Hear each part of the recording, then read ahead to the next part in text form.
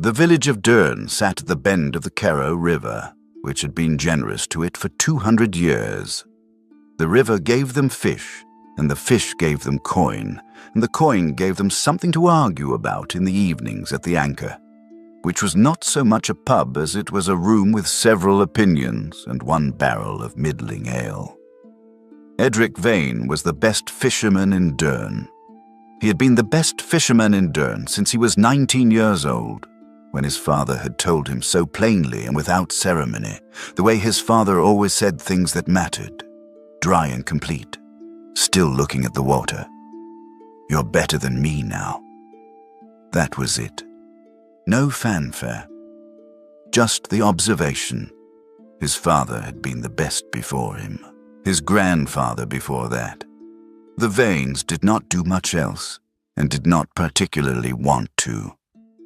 Their hands knew the particular weight of a line, the way you let it fall rather than throw it, the sound the water made when something was moving just below the surface. There was a word people used in Durn when they talked about the Vanes. Instinct, as though the family had a biological agreement with the river that other people simply were not party to. Edric had that, undeniably. His nets came in fuller. His reading of the current was something other fishermen watched with an expression that fell somewhere between study and surrender.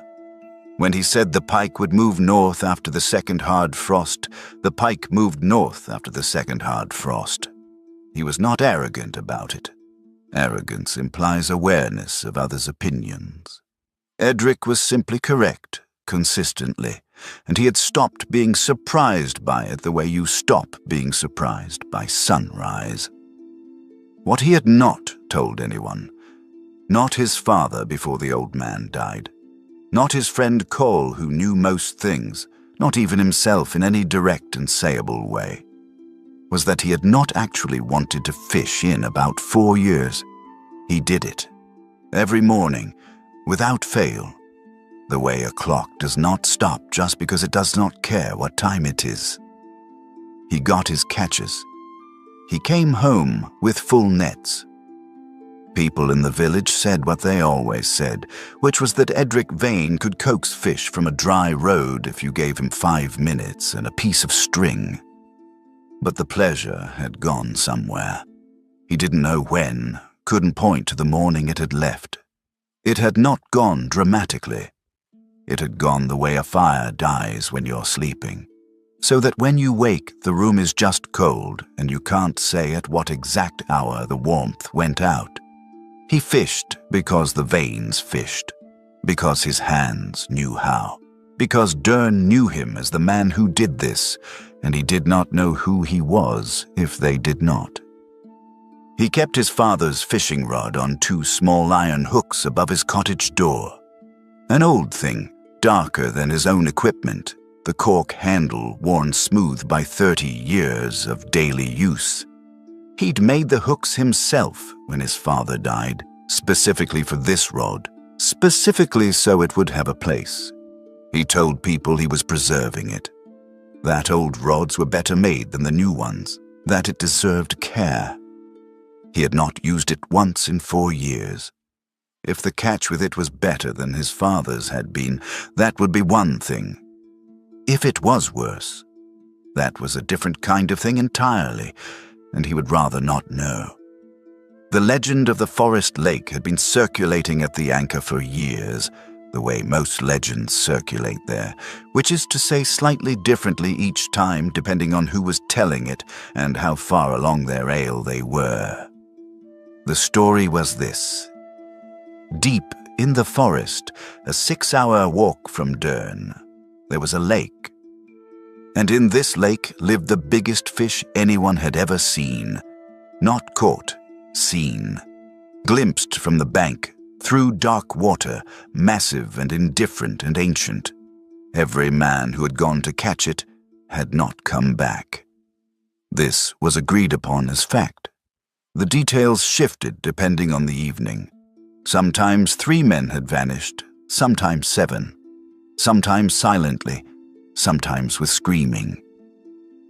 The lake was unnatural, people said. The thing living in it was not entirely a fish.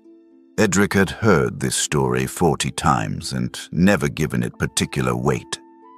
Legends about forests existed to give people something to discuss in winter.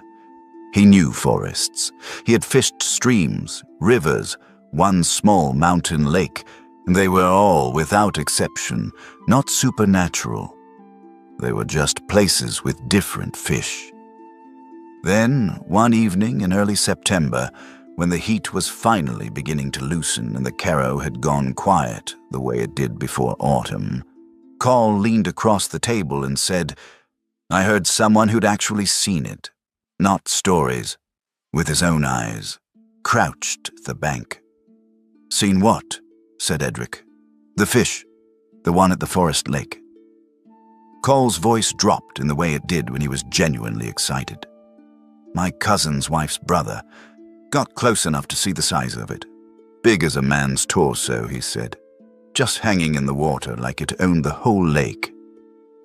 "Fish don't own things," said Edric. He said it looked at him. Edric drank his ale. He thought about his nets, which had been adequate lately. Adequate was not a word the Vanes had historically been interested in. He left for the forest the following morning. He told no one exactly where he was going, because the telling would have required a conversation he didn't have the patience for. He left a note on his door that said he was gone for a week, possibly more, which was all the information Dern strictly required. He found the lake on the 3rd day, later than expected. The forest was not dramatic about itself. No mist, no imposed silence, just trees getting denser and the ground going softer and the light becoming more distant and green. He had made good time the first 2 days along the old logging track, then spent most of the 3rd picking his way through younger growth, where the path dissolved into suggestion. He nearly walked past the water entirely.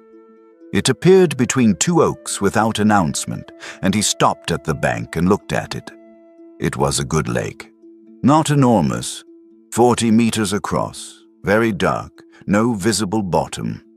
The edges were clear of the usual tangle. Someone had kept them clear by the look of the old cut marks on the branches overhanging the water. He noticed this the automatic way he noticed everything about water. He set up his rod.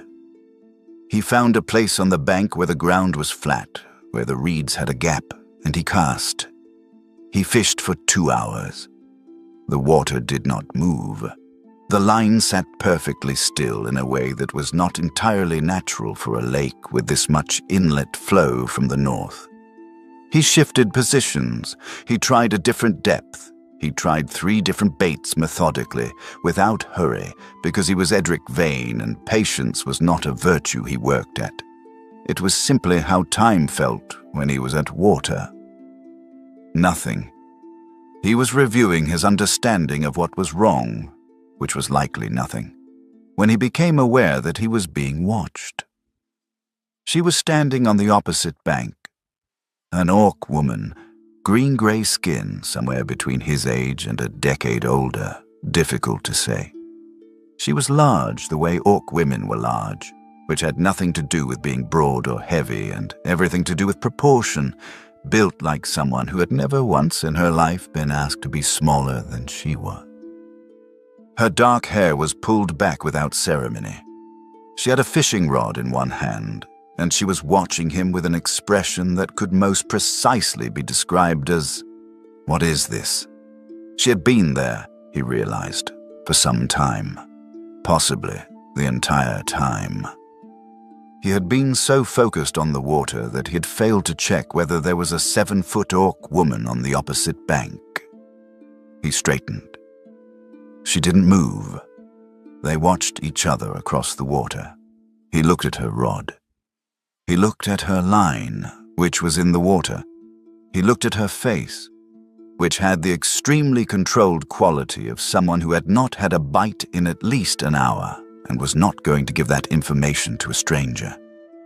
"Nothing," he said across the water. "I'm resting the line," she said. He looked at her line, which was clearly not in a resting configuration. "Of course," he said. She looked at his rod, then at his line, then at the total absence of fish anywhere near it. "Nothing," she said. "I'm assessing the conditions," he said. She made a sound that was not quite a laugh.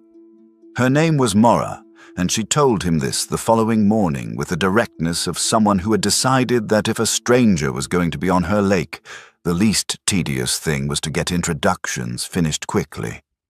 He told her his name. She repeated it with the slight adjustment in emphasis that Orc speakers made when pronouncing human names, turning Edric into something with a longer first syllable. And he found this less annoying than he would have expected. She told him what this place was, calmly, without preamble.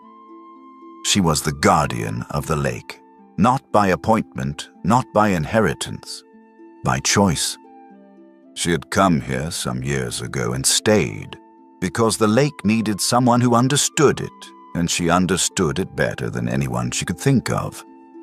The people who had come here and didn't return were, in the main, people who had stayed to learn. Some were still here, deeper in the forest. None had died. The legend was, in her view, doing useful work. "You didn't warn anyone," Edric said. "No one asked me to." "You could have." "I could have," she agreed, with absolutely no indication that this was something she planned to do. He thought about this. "So the giant fish," he said. "It exists," she said, "and no one has caught it." "No one who has come here has been able to," she said, and looked at him with an expression of polite neutrality that had, underneath it, a number of opinions about whether he was likely to change this situation. He had been a fisherman for 22 years. He recognized when he was being assessed. "I'll stay," he said. "A week. I'll catch it or I won't." "You'll do what you can," she said, which was not agreement, but was not refusal either. He made camp on his side of the lake. She returned to a small structure on her side. Not quite a hut, more settled and deliberate than that, but also not large. He could see light from it in the evenings. He went out before dawn the first full morning, the way his father had taught him. He chose his position carefully. He adjusted for the current, which moved subtly here. You had to watch the water's surface for a long time before you could see it, but it was there, a slow pressure from the northeast. He selected his tackle with the focused attention of someone who took their work seriously. He fished until mid-morning. He caught the smallest fish he had ever caught in his adult life. It had fins, it had a tail. It was perhaps 7 centimeters long, which was generous, and it looked up at him from his palm with the expression common to all fish, which was no expression at all. He became aware that Morrow was watching from the bank. He was still looking at the fish. He was trying to decide what to do with his face. "Well," she said, "look at that." He said. "A good catch," she said gravely, as though logging it for records. "I was testing the depth," he said, "with a smaller." She started laughing. It was not a polite laugh, not a tactful laugh. It was the kind that starts somewhere below the ribs and comes out without consulting the brain, the kind that has been building behind a carefully held expression and finally finds its opening. She laughed the way people laugh when they have been holding it together and have, all at once, given up on that project entirely. He stood there, holding the fish. She was still laughing. He returned the fish to the water, which accepted it with complete indifference, and began rebaiting his hook. "If you're quite finished," he said. "I'm not entirely sure," she said, and laughed again, shorter this time, but no less genuine. He looked at the water, he looked at the tree line, He looked at anything other than the orc woman on the opposite bank who was composing herself with visible effort and failing at a rate he found unnecessary. "The depth," she said finally with great control, "is consistent across most of the lake. You could have asked." "I could have," he said, "but you were assessing the conditions." "Precisely," he said, and refused to be baited further, which was its own small victory. He came to her hut the next morning before she was up. He left a bundle of firewood by the door. He had cut it himself from the deadfall at the south edge of the lake where 2 oaks had come down in last winter's storms. The wood was dry and good. He stacked it cleanly with the grain facing out and walked back to his camp without looking to see if she heard him. He did not mention it. She did not mention it. She brought him a mug of something hot that evening while he was sitting at the water's edge, reviewing what he had done wrong with his positioning, which was, he was beginning to suspect, everything involving patience.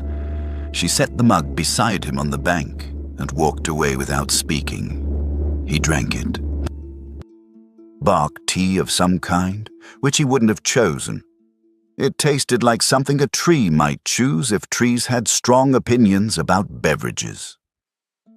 In the particular cold of a September evening at the edge of a forest lake, it was exactly correct. He said nothing about it the following morning. Neither did she. She taught him he would not have used that word, and she did not use that word. What happened was, she came and stood in a specific place on the bank and cast from there, and he watched and moved a few feet from where he'd been, and she didn't look at him, and the fish started running. She knew this lake the way he knew the Carrow, except more so. The Carrow was a river that could be read. The lake required a different relationship. Not interpretation, but patience. You didn't work out what the lake was doing and respond to it. You went still and waited until the lake showed you what it was going to do. This was not how Edric had ever fished in his life, and it was not initially something he found natural. "You're moving too much," she said on the 3rd morning. "I'm reading the current." "You're asking the current to explain itself. Stop asking. Wait. I've been fishing for 22. "I know how long you've been fishing," she said. "That's not what I'm talking about." He waited. He stood still, which required conscious effort in a way it hadn't since he was a boy. The line sat in the water. The mist moved off the surface. He became aware of a quality of stillness in the northeast corner that was different from the stillness everywhere else, a density, a gathered weight to the silence that sat there. The line moved. He didn't gasp. He'd been fishing long enough not to gasp, but he felt it, the particular electric shock of a living thing at the end of the line, and he moved by instinct, the right instinct, his hands knowing what to do. And he pulled, and the fish was genuine. Not large, but genuine and vigorous, and entirely earned. He looked at Mora. She was looking at the water with the expression of someone who had never particularly doubted this outcome, which was, he found, more satisfying than praise would have been. "You waited," she said. "I did," he said. "Good," she said, and went back to her own rod. The catches improved.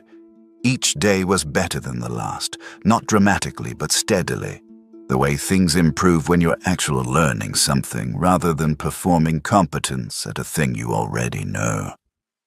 He started leaving his father's rod in its case without looking at it, which was different from leaving it there while being aware of it. He started asking questions. Real questions, not the kind meant to demonstrate prior knowledge, but the kind you ask when you want to know. On the morning of the 5th day, she stopped him before he'd cast and looked at what he was using for bait with the expression of a doctor reviewing someone else's prescription. "What is that?" she said.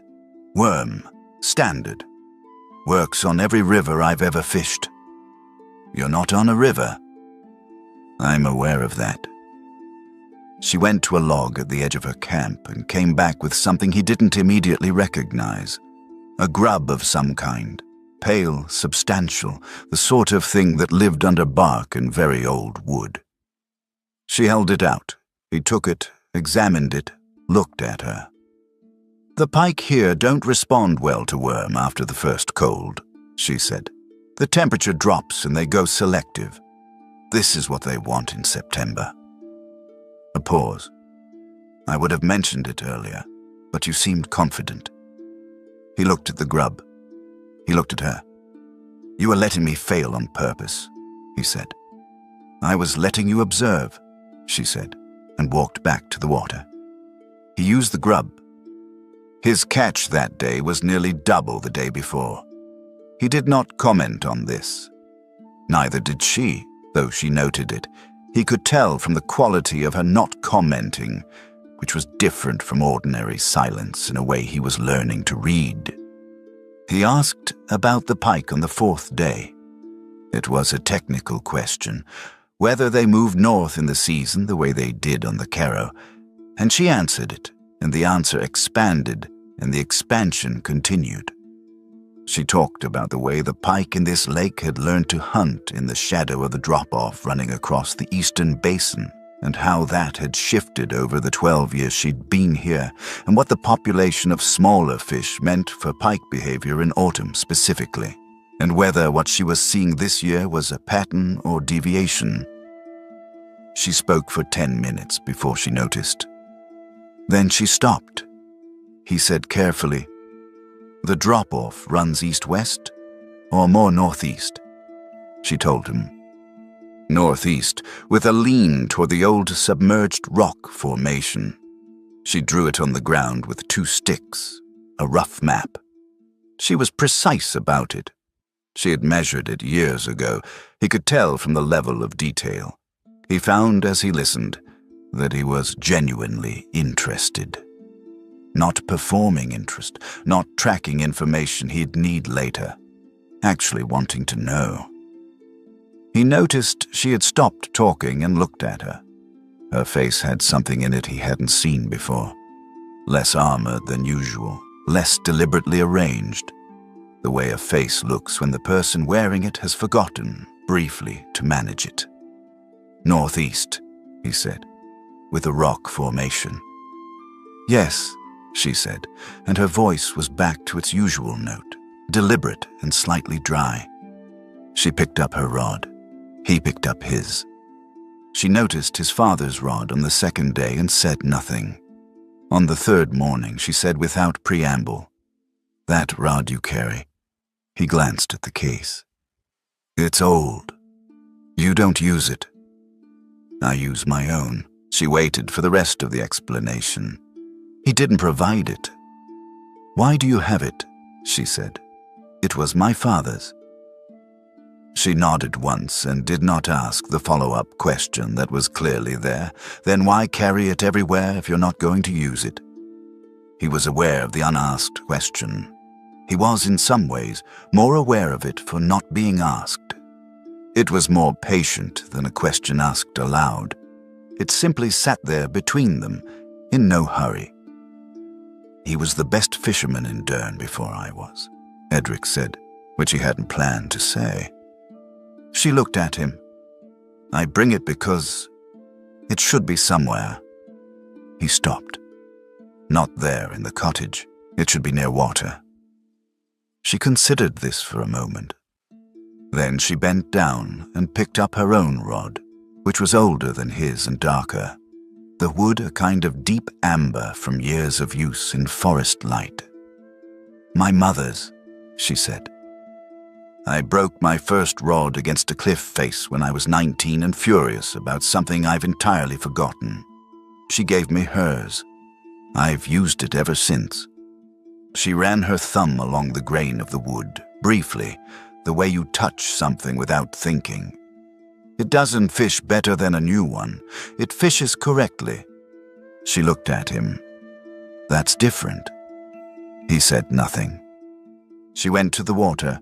He stood and looked at his father's case for a moment before following. The fire was low on the 6th night. The season had turned without announcement. It had turned in the exact way it always did at the end of August, but they had been focused on other things and had not tracked it. It was properly cold now when the sun went, a cold that came in from the east over the trees and settled at the water's edge with permanence. They were sitting at the fire outside her hut. This had become, without discussion, an evening arrangement. He brought what he'd caught. She made something from it. She was a practical cook, the kind of practical that comes from feeding yourself in the same place for many years, without fuss, without waste, using precisely what was there and making it right. She had made something edible from the embarrassing fish of the first day. He had eaten all of it without comment, and she had noted this without appearing to note it. The fire crackled. The lake was dark beyond its edge. He said, looking at the fire, "My father never had a day he didn't want to fish." She didn't answer immediately. She waited to make sure he was finished. "How do you know?" she said. "He never said so." "That's not how you know." He thought about this. He thought about his father at the Carrow before dawn in all weather, in August heat and February cold, and the expression on his father's face. Not joy exactly, something more like rightness, the settled quality of a man who is where he is supposed to be. "He looked forward to it," he said. "Every time. You could see it before he left the house. Some people wake up and begin performing their day. He woke up and was already in it. And you don't," she said. Not a question. He didn't answer for a moment. The fire shifted. An ember fell. "I'm competent," he said. "I've seen that," she said, without irony. She had seen it. This was simply a fact she was confirming. "But there's doing something well," he said, "and there's doing something and feeling the doing of it. My grandfather used to say the best fishing felt like thinking, but with your hands instead of your head, where the hands know what to do and the rest of you is present with them, not somewhere else." He looked at the fire. "I do the thing correctly. I stopped feeling the thing. I can't tell you when that happened. It was gradual. One morning it was just gone, and I didn't know how to get it back, and I kept going because what else do you do?" She was quiet for a moment. The fire cracked softly between them. "I had years like that," she said. "Not fishing, moving, from the clan to elsewhere, and everything I did was competent because I'm always competent. I'm a very competent person. It was deeply unpleasant to be only that." "When did it stop?" "When I stopped moving." She looked at the lake, dark and present beyond the firelight. "When I came here and decided this was the thing I would understand. Not competently, actually, the way you understand your own name. Not as information, but as something that lives in you." He thought about the quality of stillness in the northeast corner, the way the lake showed you what it was doing if you waited long enough to let it. "That's not something you can decide," he said. "You can't choose to feel a thing." "No," she agreed, "but you can put yourself in the position for it to happen. You can go to the right lake." She glanced at him briefly. "Or stay long enough at the wrong lake until it becomes the right one." He sat with this. He watched the fire. He thought about adequate, which was not a word he had ever applied to himself before this month, and which fit him now like a shirt that was almost the right size but not quite. "I left the Carrow for this," he said. "I left what I knew because a stranger in a pub said the fish was large." "That's not why you left," she said. He looked at her. "You left because you were already gone," she said. "You left because the Carrow had stopped being a lake and started being a routine. and you needed something you didn't already know how to do. She was quiet for a moment. The fish was a reason. Reasons are useful. They give you somewhere to walk toward, but they're not the thing. He thought about this for a long time. Long enough that the fire burned down another inch and an owl called somewhere in the trees beyond the bank and was not answered. My father would have said that was overly philosophical for a conversation about fishing, he said. And what would you say? He looked at the lake, dark and present, beyond the firelight. I would say he was probably right, and also that it doesn't matter because here I am. She made a sound that was not quite agreement and not quite amusement. It was the particular sound, he was learning, that she made when she'd been surprised into finding something reasonable. The fish, he said, the one I came for. It's there, she said. You've never caught it. I've never tried to catch it, she said. He looked at her. Why not? Because it lives there, she said simply. It belongs to the lake. I belong to the lake. There's no point in the one catching the other. She looked at the water. But you came from outside. You came with a reason. That's different. A pause. I think it will let you catch it when you're ready. Fish don't decide who catches them, he said. You said that last week, she said, about fish not owning things. And you've been fishing this lake for 6 days, and you know that is not entirely true. He opened his mouth. He closed it. The fire burned low. On the 8th day, a man appeared on the south bank. Carl had the look of someone who had been walking for several hours and whose ails from the previous evening were making the journey unpleasant. He arrived at the clearing with relief visible across his whole body, the way relief is visible when it is very large. Edric, he said. Carl, said Edric, without moving from his position at the water. Carl stopped. He looked at Mora, who was on the opposite bank with her line in. He looked at Edric. He looked at the camp, which was orderly and settled. He looked at Mora again, then quickly away. Village is wondering, Cole said. You've been gone a while. I said I'd be gone a week, said Edric. Possibly more. Well, possibly more is getting to be... Cole looked at the water, not at Mora. We were wondering if you needed anything. Help with something. If there was a situation. No situation, said Edric. Cole stood for a moment in the way of a man who has walked 6 hours toward a conversation and finds it going very briefly. He drank from his flask. He did not look at Mora directly, but gave the impression of being aware of every inch of where she was. Good, he said eventually. I'll tell them you're fine. A pause. Who is? Mora, said Edric. Hello, said Cole, somewhat strangled. Hello, said Mora, without turning. Cole was gone within the hour. He was not a malicious man, and the visit was not hostile. He had come because the village was curious, and he left because the curiosity was not quite satisfied.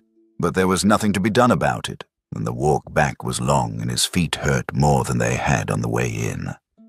He reported at the anchor that evening what he had observed. Edric was there, seemed fine. There was an orc woman on the other bank. They were fishing. The anchor received this information the way it received all information, which was to expand it outward with additions, so that by the following morning several details had been incorporated into the account that Cole had not, in fact, observed. They came on the 11th day, 3 of them on the south path, and Edric heard them before he saw them, the footsteps of people who had decided something and were walking accordingly. Bram led them. Bram was the oldest active fisherman on the Carrow, 60-odd years, sun-weathered to something resembling cured leather, a man who had been at the river since before Edric's father was doing it.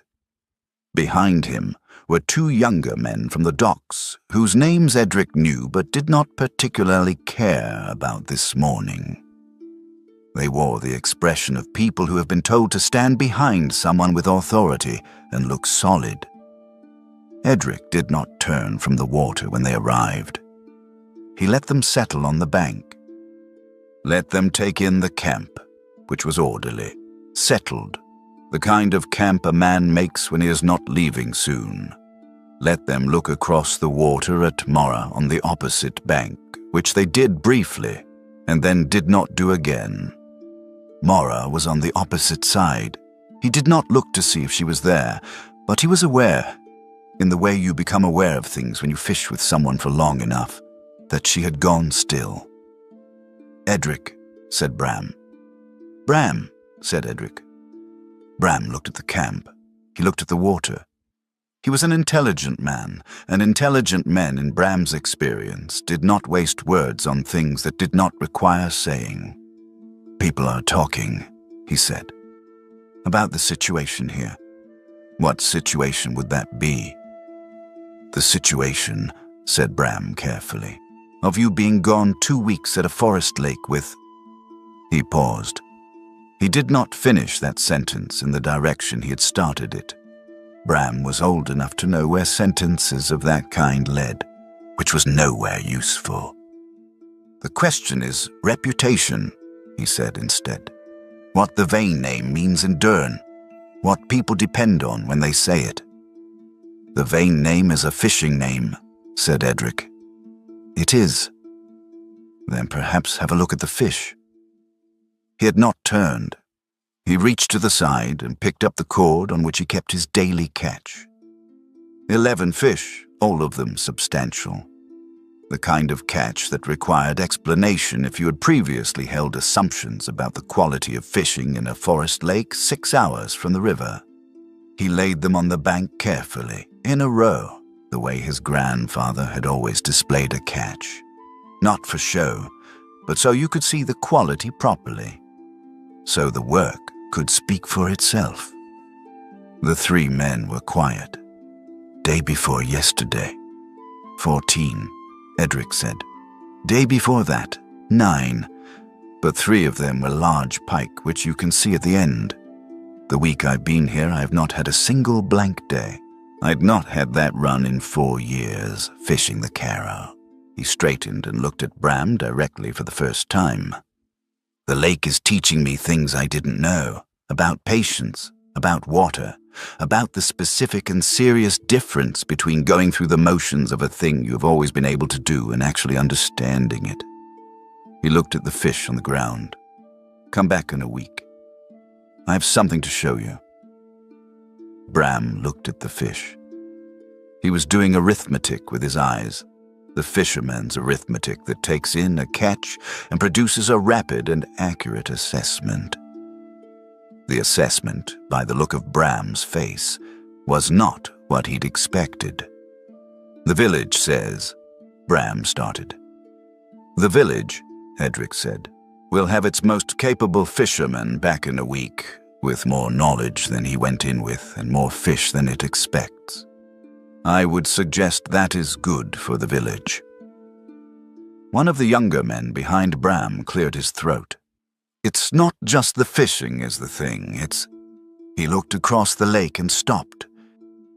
"It is just the fishing," Edric said, and his voice came out quieter than he'd intended, and flatter and very clear. "Whatever else you have in your head right now, set it down. It is just the fishing. 1 week. Bram stood for a long moment. He looked at the water. He looked at the fish. He looked at Edric with the expression of a man who has known someone since that person was a child and is, in this moment, seeing something he hadn't seen before and is deciding what to make of it. 1 week, Bram said. The 3 men left. The south path swallowed them and the sound of them faded, and the lake was quiet again. Edric did not pick up his rod immediately. He stood at the water's edge and breathed, feeling something in his chest that was not quite anger and not quite relief. more like the sensation of having held a position you weren't certain you could hold and finding that you had. He had not shouted. He had not threatened.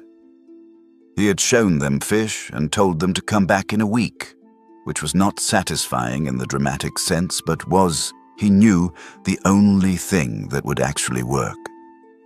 Bram was not a man who responded to anger. Bram responded to results. He had offered results. He picked up his rod. From across the water, "You didn't argue about me." "No," he said. "You argued about the fish." "I argued about what they could understand." He cast the line. There was no useful point in saying anything else. Not to them. Not then.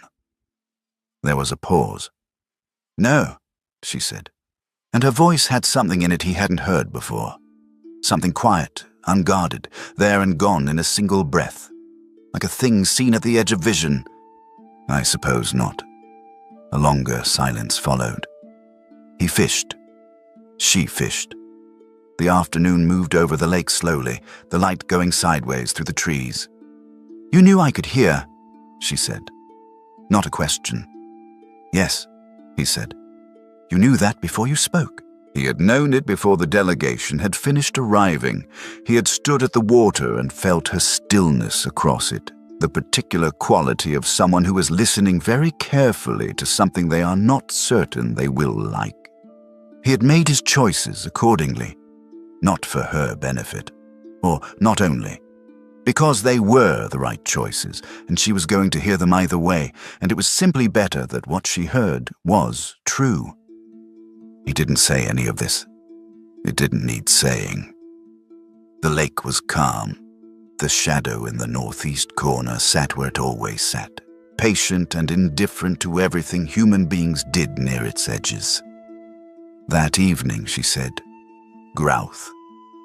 They were at the fire, and he had said what he'd been not saying for several days, or perhaps for a month, or perhaps for the length of his adult life, that he had been fishing for 20 years and had believed he understood what fishing was, and she had shown him he was barely at the beginning of it. He had paused and then said, "I'm not talking about fish." She had been quiet for a time, the quiet of someone with things in it. "Grouth," she said. He looked at her. "It's an Orc word," she said. "There is no clean version of it in your language. Most of what matters resists translation." She thought for a moment, turning it. Someone who arrives with pride. Pride as wall, pride as armor, the kind of pride that doesn't know what else to be, and who, over time, without announcing it, comes to stand with their hands open. She looked at the fire.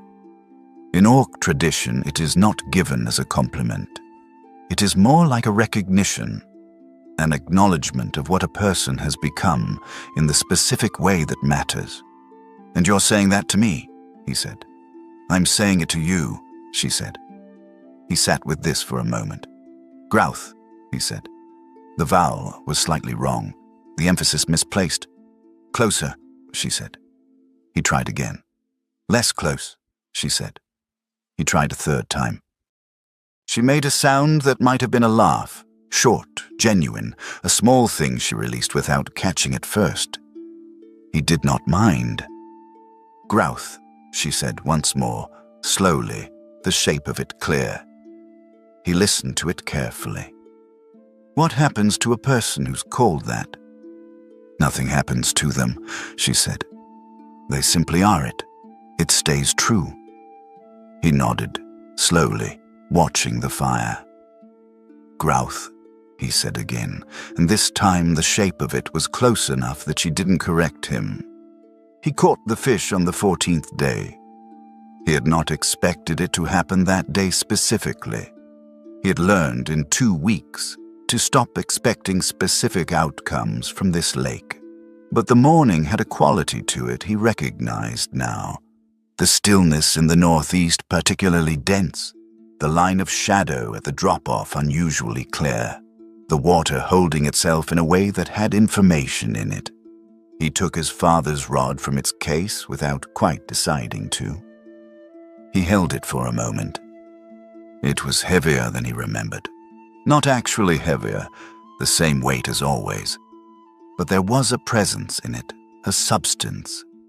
His hands knew the feel of it the way hands know things they have watched for years, because his hands had observed his father use this rod every morning for 15 years before it came to him. He looked at the cork handle, worn smooth. He went to the water. He did not assess the conditions. He did not read the current. He stood where Mara had shown him to stand, not by instruction, by example. And he cast, and then he waited. He went still in the way the lake had been trying to teach him since the first day, the way that had seemed like passivity, but was, he understood now, a different kind of attention. Not looking for something, being present when it arrived. He heard her come to the bank behind him. He did not turn, she did not speak.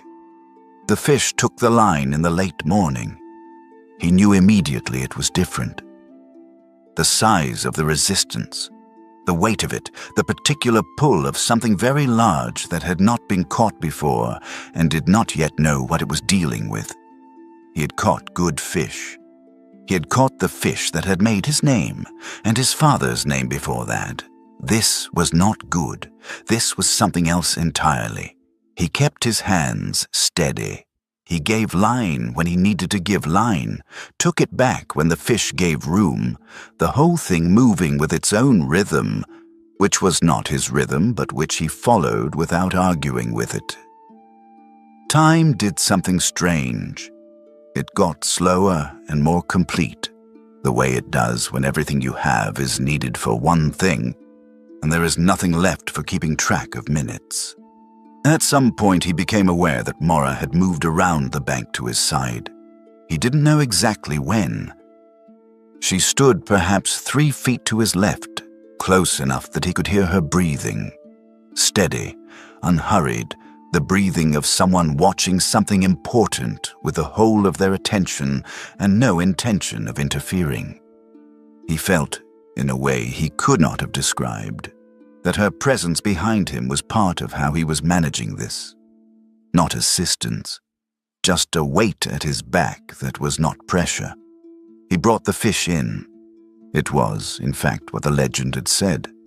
The size of it was real, 50 centimeters at least, perhaps more, broad across the back, deeply colored, moving in the shallows with a slowness that had nothing to do with illness and everything to do with consequence.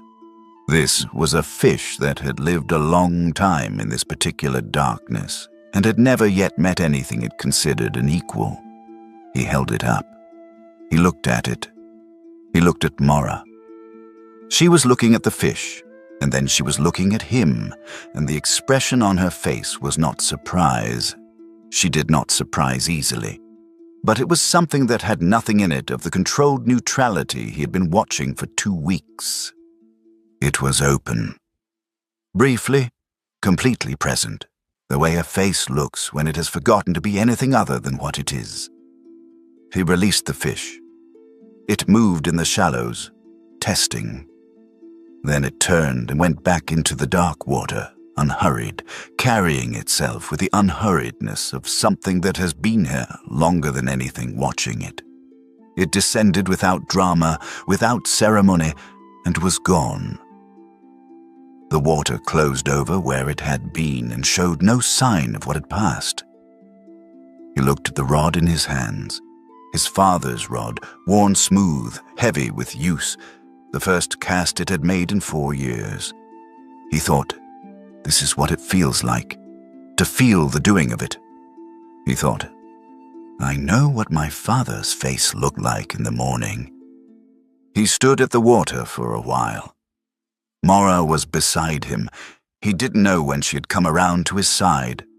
Standing at the edge with her arms crossed, looking at the water where the fish had gone. Your father made a good rod, she said. That was all she said. He looked at the rod. He did, he said. He left the following morning. They had both known he would. The lake was the reason, The reason was accomplished, and a man who stayed past his reason was a different kind of problem. He packed cleanly, the way he always packed. He took what he'd brought. He left the wood pile he'd built up stacked neatly against her hut. He left his spare whetstone on the step, which he hadn't asked for, and he didn't mention. Mora came from inside. She stopped a few feet from him and looked at the packed camp. Her face had the particular quality of someone who had known this was coming and had had time to arrange themselves around it. "Thank you," he said, "for what you showed me." "You caught the fish," she said. "The knowledge is yours." "I borrowed it," he said. "Then you can bring it back sometime," she said, and looked at the water. He stood for a moment. The lake was pale in the early light, the mist not yet off the surface, the northeast corner still and dark. He thought about Adequate. He thought about what his father's face had looked like leaving the house in the morning. He picked up his pack. He walked the south path, and the forest let him go, and the lake receded behind him, and the oaks came together over the path, and he walked south for 2 days until the river found him, and the roofs of Dern appeared through the trees. The village received him the way it always received success, immediately and with ale. The anchor was full that evening. He told the story of the fish, and he told it well because he was a good storyteller when the material warranted it, and this material warranted it. He told the story. When it came to Mora, and it always came to Mora, because Coll had been thorough in his reporting and the anchor had been thorough in its interest, he answered what was asked. Yes, there was an Orc woman. She had lived at the lake for years. She knew the water better than anyone he'd encountered. He said this plainly and without apology, and moved on. People had already formed their picture of her. He could see it in the questions, phrased carefully, framed around words like strange and lucky to get out and what exactly was the arrangement. He answered each one with the same patient factuality he would give to questions about current or depth, and the answers did not fit the frame people were offering. So the questions eventually stopped. What he did not do, could not do in this room, with these people and this ale and this version of events already in circulation, was say what she actually was. Not because it was secret, but because the word he had for her was in a language that was not his, and even in her language he could not yet say it correctly, and the English sentence that approximated it would come out diminished and wrong. She was not a detail in a fishing story. She was not a thing to be explained at the anchor over ale that was only middling, to people who had already decided what they thought. 3 days in the village. The honor of it, the attention, the people who wanted to hear it again. He told the story each time they asked, and each time he gave them the fish and kept the rest, and the thing he kept grew larger each time he set it down. On the morning of the 4th day, Bram found him on the dock. "You're going back," Bram said. Not a question. "Yes," said Edric. Bram stood beside him and looked at the river the way a man looks at a thing he has known for 60 years, without urgency, with understanding. He was quiet for a moment. The dock creaked softly. A heron moved at the far bend, slow and precise. Then, "She's a good teacher." Edric looked at the water. He thought about 10 minutes of pike behavior and a rough map drawn with 2 sticks. He thought about a mug of bark tea set down beside him without a word. He thought about where to stand and what waiting actually meant, and a word in a language he was still learning to pronounce. "The best I've had," he said. Bram was quiet for another moment. He had the manner of a man who was recalibrating something privately, without display. "The catches you brought back," he said. "The size of them." He didn't finish the sentence. He didn't need to. What he meant was, I know what that kind of fishing costs in attention, in time, in the specific willingness to learn something you don't already know. I am old enough to recognize it and honest enough to say nothing about the rest. 1 week, Bram said. I'll tell the others. He nodded once and walked back up the dock, moving with the ease of someone who has been on his feet near water for 6 decades and has made a certain peace with the whole arrangement.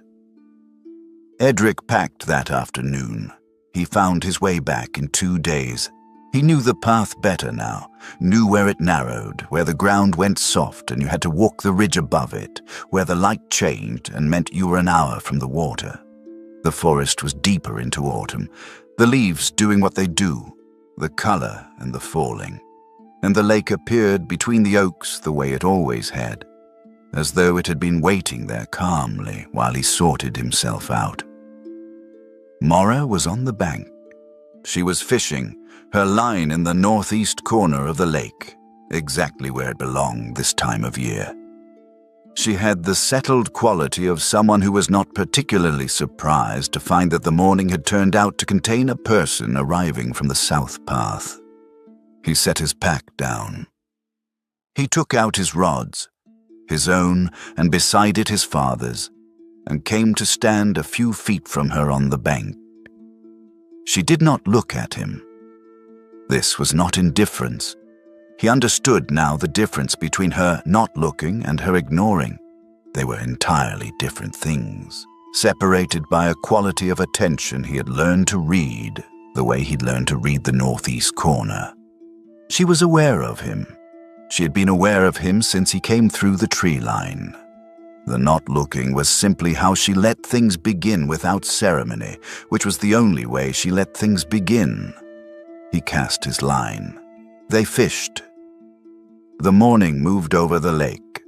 The light did what autumn light does, that particular silver quality that tells you something about the world changing and does not apologize for it. The trees were excessive with color, the way that excessive things are sometimes exactly right. Her line moved. She lifted her rod, felt the weight, and without looking, with the fluency of complete comfort, turned and held it out to him. He took it, also without looking, because he knew where her hand was the way you know where your own is. He settled the weight. He felt the fish. He brought it in and set it down and looked at it. Not bad, she said. The northeast corner, he said. I told you. I know what I told you, she said. He released the fish. It went back into the water without comment, the way fish do. The lake was quiet. The light came through the trees and lay across the water in long pieces, moving slowly as the morning went. You didn't come back for the fish, she said. No, he said. A pause. Something moved under the surface across the lake. Not a fish, just the water shifting, a slow turn in the depth. I know, she said. She looked at the water.